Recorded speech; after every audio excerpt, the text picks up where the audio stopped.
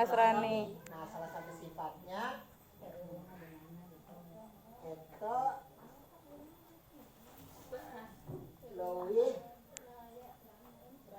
cinta karena dunia gitu. Orang-orang Yahudi, orang-orang Nasrani. Ayatnya kul inkanat lakumud darul akhirah. Kata Allah, kata Allah, hai Muhammad, coba tuh ngomong, coba bilang, coba ngomong, gitu ya, sama orang-orang Yahudi, sama orang-orang Nasrani. Inkanat lakumud darul akhirah. Kalau benar kalian itu ngaku merasa punya darul akhirah, yang memiliki dunia Akhirat. itu ada ayat bilang apa? La yadkhulul jannata illa man kana yahudiyan. Kata orang-orang Yahudi, ngakunya kalau bukan Yahudi nggak bakal masuk surga. Orang Nasrani juga sama. Kalau bukan Nasrani nggak bakal masuk Surga.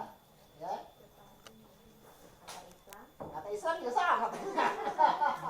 Kalau nggak Islam nggak bakal masuk Surga. Yang di masalah yang mana, gitu kan?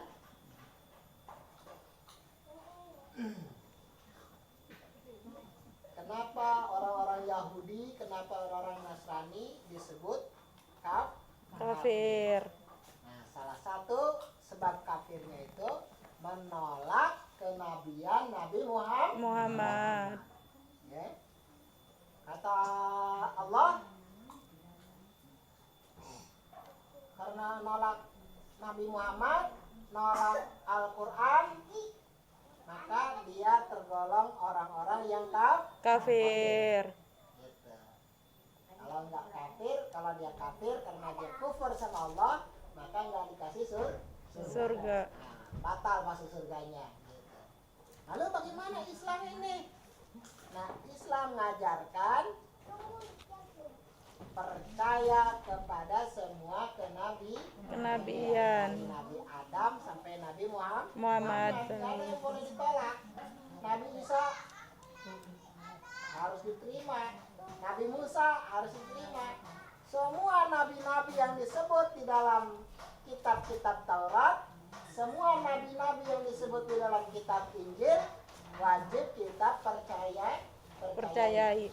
Gitu. Hanya ayat-ayat sebelumnya itu menyebut apa itu ayat sebelumnya itu ya? Walaqad ataina Musal kitaba wa qaffayna min ba'dihi birrusul. Nah, jadi dari masa Musa sampai masa Isa itu Allah sudah mengutus banyak Rasul.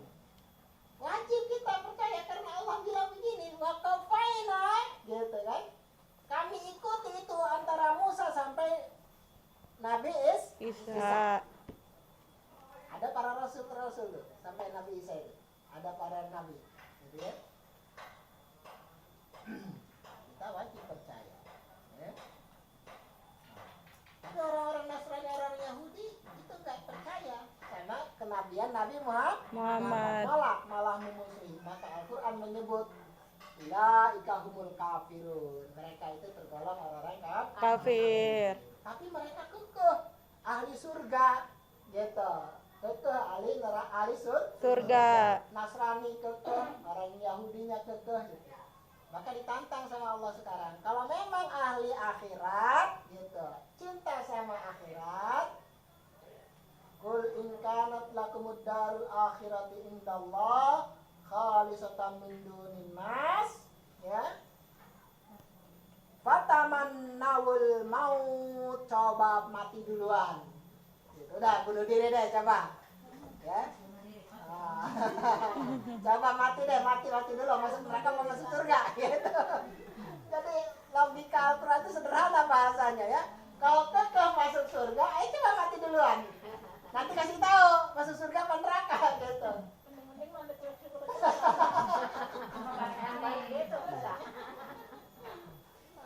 Kayaknya kalau kita suka ngapalin surat Al-Mulk itu kan apa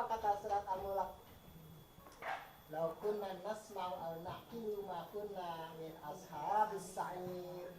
Kalau kami dulu tuh di dunia mau dengar, mau mikir gitu. Nasma'u al naqilu, wah pasti nggak bakal masuk neraka nih. Gitu. Itu orang-orang yang masuk neraka. Ngoceh tuh, ngeluh, curhat gitu. Aduh, nyesel. Coba dulu di dunia ngedengar gitu. Disuruh masuk Islam, nurut. Disuruh ikutin Nabi Muhammad, nurut, ngedengar. Dinasehatin, ngedengar. Wow, pasti nggak bakal masuk neraka nih. Orang Yahudi, orang Kristen ini, orang Nasrani, kekeh. Ahli surga. Kata Allah, ya udah mati aja duluan. Nanti kasih lihat, kasih tahu kalau masuk surga. Gitu. Ya. Fatamannawul maut. Coba dulu mati. Ya. Nah kita juga sama, ini pelajarannya juga sama buat kita. Kita juga sama, biarpun dijamin sama Allah, kalau kita beriman kepada Nabi, beriman kepada Allah, beriman kepada kitab-kitab dan lain sebagainya, kata Allah dijamin ahlu surga, ahlu jannah. Ya, kita ini ahli surga, tetapi ajaran ayat ini juga ngajarkan yang sama. Nggak boleh juga kita menjadi orang takabur gitu. Wah, kita pasti masuk surga gitu ya. Nah, kalau kita kekeh masuk surga nyalahin orang, nah kata Allah fatamannawul maut. Coba mati dulu deh, masuk surga apa masuk neraka gitu. In kuntum shadiqin, kalau benar ya. Walayyatamannau abadan bima qaddamat aydihim. Tapi pasti namanya manusia nggak bakal mau suruh mati duluan. Walayyatamannau, mereka pasti nggak bakal boro-boro. Jadi ayatnya unik. Yatamannau itu artinya ngelamun, ngehayal aja dulu, ngehayalin mati aja dulu, gitu kata Allah. Gampang matinya mah, ngayal dulu deh kalau kamu mati, coba gitu ya. Pernah gak kita terpikir, saya mati lah gitu ya, boro-boro ngehayal mau mati kita ya, takut mah iya gitu. Ini kata Allah suruh menghayalkan, suruh ngelamun, kalau kamu mati kayak gimana tuh gitu ya.